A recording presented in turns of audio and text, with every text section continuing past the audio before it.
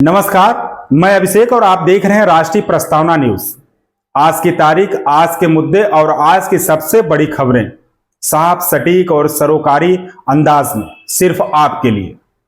राजनीति से लेकर समाज, अर्थव्यवस्था से लेकर सुरक्षा, हम लाए हैं देश और दुनिया की वो टॉप 10 खबरें जो न सिर्फ जरूरी है बल्कि आपके सोचने के नजरियों को भी बदल सकती है। तो चलिए नजर डालते हैं आज की टॉप 10 हेडलाइन पर। श्रावस्ती में सीएम योगी आदित्यनाथ ने कहा कि मंच से चेतावनी देता हूं, महिलाओं बच्चों को आगे करके हिंदू पर्व पर व्यवधान डाला तो छोड़ेंगे नहीं। लोग इस्लाम में भूत परस्ती का विरोध करते हैं, दूसरी तरफ आई लव मोहम्मद के नाम पर तोड़फोड़ कर रहे हैं। सीएम योगी आदित्यनाथ शनिवार को श्रावस्ती पहुंचे। यहां उन्होंने 510 करोड़ की परियोजनाओं की सौगात दी। 236 करोड़ की 32 परियोजनाओं का लोकार्पण व 274 करोड़ की 22 परियोजनाओं का शिलान्यास किया। इस मौके पर सीएम ने 7 अक्टूबर को प्रदेश भर में महर्षि वाल्मीकि जयंती पर अवकाश की घोषणा की।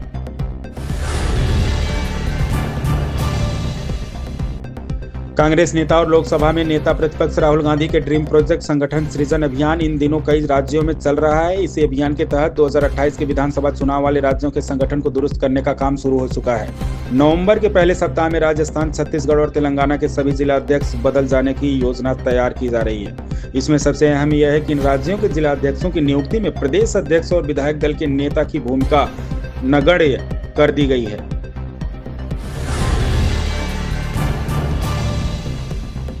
केंद्र सरकार ने शहरी अपशिष्ट प्रबंधन के लिए 100 दिवसीय पहल की है। आवासन और शहरी कार्य मंत्रालय MOHU ने स्वच्छ शहर जोड़ी SSJ कार्यक्रम शुरू किया है। इसके तहत 72 शहरों और लगभग 200 नए शहरों का मूल्यांकन किया जाएगा।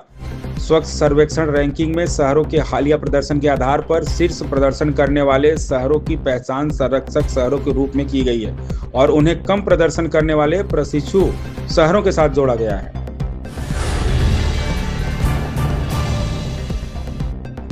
लद्दाख हिंसा पर कांग्रेस सांसद प्रमोद तिवारी ने पीएम मोदी और गृह मंत्री शाह को घेरा। उन्होंने कहा कि राज्य का दर्जा देने का वादा पूरा न होने से हालात बिगड़े।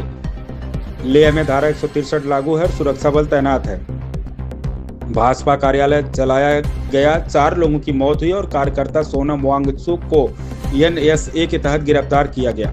लद्दाख में बिगड़ते हालात को लेकर कांग्रेस सांसद प्रमोद तिवारी ने शनिवार को प्रधानमंत्री नरेंद्र मोदी और केंद्रीय गृह मंत्री अमित शाह पर तीखा हमला बोला। उन्होंने आरोप लगाया कि केंद्र सरकार ने हालात को काबू में करने के बजाय और बिगड़ने दिया है।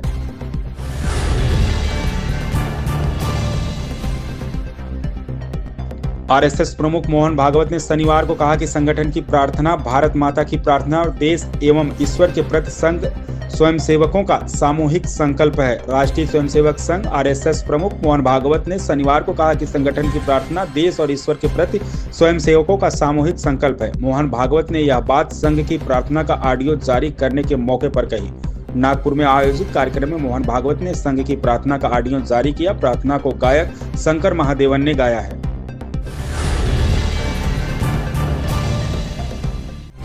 कांग्रेस सांसद मणिकम टैगोर ने गृहमंत्री अमित शाह को पत्र लिखकर दिल्ली पुलिस भर्ती में OBC आरक्षण में हुई कमी पर स्पष्टीकरण मांगा है। उन्होंने इसे संविधान और आरक्षण नीति का उल्लंघन बताया और कहा कि यह OBC युवाओं के साथ अन्याय है, जिससे उनकी सरकारी तंत्र पर आस्था कमजोर हो रही है। कांग्रेस सांसद मणिकम टैगोर ने केंद्रीय गृह मंत्री अमित शाह को पत्र लिखकर दिल्ली पुलिस भर्ती में OBC अन्य पिछड़ा वर्ग के आरक्षित पदों में कमी को लेकर गंभीर सवाल उठाए।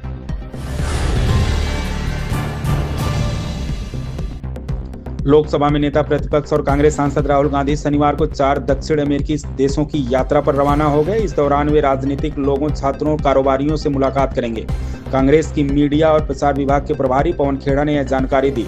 लोकसभा में नेता प्रतिपक्ष और कांग्रेस सांसद राहुल गांधी शनिवार को 4 दक्षिण अमेरिकी देशों की यात्रा पर रवाना हो गए। इस दौरान वे राजनीतिक लोगों, छात्रों और कारोबारियों से मुलाकात करेंगे। कांग्रेस की मीडिया और प्रसार विभाग के प्रभारी पवन खेड़ा ने यह जानकारी दी।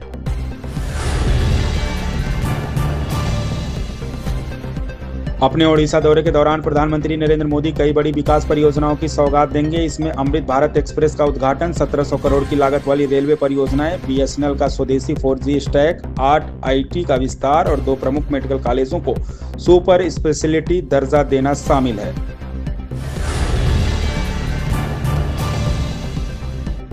पंजाब कैबिनेट ने राज्य की अर्थव्यवस्था को तेज रफ्तार देने और कारोबार को प्रोत्साहन देने के मकसद से कई अहम फैसलों पर मुहर लगाई है। कैबिनेट ने पुराने मामलों का बोझ घटाने और उद्योगों व कारोबारों के लिए कंप्लायंस सुनिश्चित करने के लिए लंबित बकाया की वसूली हेतु Punjab one time settlement scheme 2025 को मंजूरी दे दी है। पंजाब कैबिनेट ने राज्य की अर्थव्यवस्था को तेज रफ्तार देने और कारोबार को प्रोत्साहन देने के मकसद से कई अहम फैसलों पर मुहर लगाई।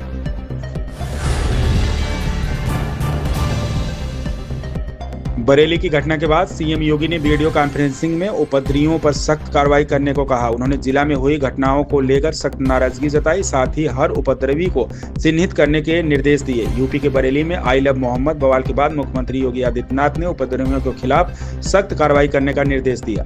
देर रात वीडियो कॉन्फ्रेंसिंग में उन्होंने बरेली समेत तमाम जिलों में विशेष संप्रदाय द्वारा जुलूस निकालने की घटना पर नाराजगी जाहिर करते हुए कहा कि अराजकता फैलाने वालों के खिलाफ निर्णायक कार्रवाई की जाए।